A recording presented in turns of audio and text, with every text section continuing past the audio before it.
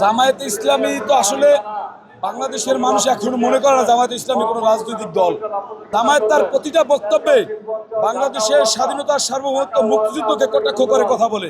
জামাতে মুক্তিযুদ্ধ আছে এ কথা শুনলে বাংলাদেশের মানুষটা হাসি, ঘোড়াও হাসে। জামায়াত বাংলাদেশের মানুষের কল্যাণ চায় না। যে আজকে 1 মে আন্তর্জাতিক শ্রমিক দিবস, শ্রমিকদের নানান আন্দোলন সংগ্রাম এবং ত্যাগের মাধ্যমেই এই মে দিবস অর্জিত হয়েছে এবং বিশ্বের সব দেশেই মে দিবস পালিত হয়।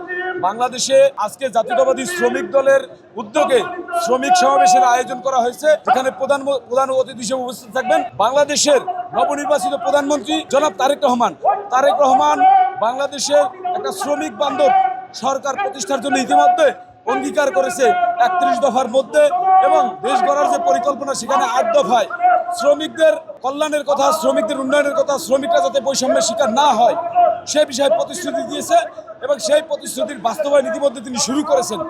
আজকের সমাবেশে বাংলাদেশের শ্রমিক সমাজ উচ্ছ্বসিত যে বিএনপির চেয়ারম্যান এবং বাংলাদেশের প্রধানমন্ত্রী জনাব তারেক রহমান প্রথম কোন জনসমাবেশ করছে সেটা শ্রমিক দলের সাথে।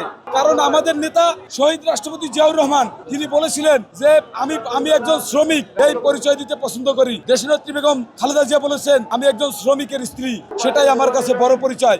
জনাব তারেক রহমান আপনারা দেখছেন কোদাল হাতে নিজে খাল খনন শুরু করেছেন। সুতরাং বাংলাদেশের শ্রমিক সমাজ জনাব তারেক রহমানের কাছে নিরাপদ এবং তারেক রহমান শ্রমিকদের অধিকার আদায়ের লক্ষ্যে কাজ করে যাচ্ছেন এবং শ্রমিকরা যাতে বৈষম্যের শিকার না হয়, নির্যাতনের শিকার না হয়, নিপীড়নের শিকার না হয়, তারা যাতে তাদের ন্যায্য পাওনা, ন্যায্য বেতন, ন্যায্য মজুরি পায়, সেজন্য তিনি ইতিমধ্যেই ব্যবস্থা গ্রহণ করেছেন। এই মজুরি বোর্ড গঠন করবেন বলে প্রতিশ্রুতি দিয়েছেন। সাংবাদিকতা সহ অন্যান্য প্রফেশনের মজুরি বোর্ড গঠন শুরু হয়ে গেছে।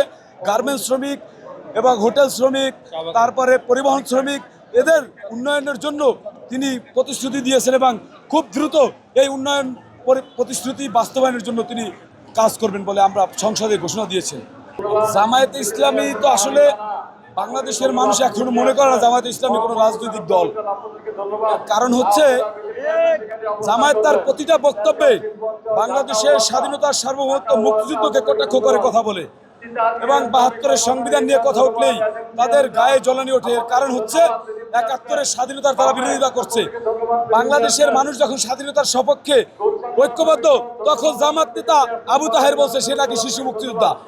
হাস্যকর। জামাতে মুক্তিযোদ্ধা আছে এ কথা শুনলে বাংলাদেশের মানুষটা হাসি, ঘোড়াও হাসে যে জামায়াতে মুক্তিযোদ্ধা রয়েছে।